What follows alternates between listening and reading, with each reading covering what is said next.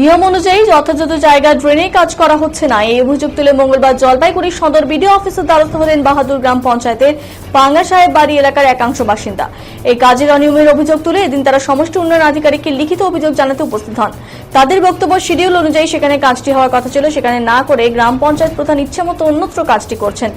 বাধা দেওয়ার চেষ্টা করা হলেও তাতে কোনো লাভ হয়নি বলে অভিযোগ। নিয়ম মেনে যাতে কাজটি করা হয় তার দাবিতেই লিখিত অভিযোগ জানান তারা। লোকজন আসেনি। দিদি, আপনার নাম বলুন। আমার নাম রিঙ্কি রায়। কি পরিচয় আপনার?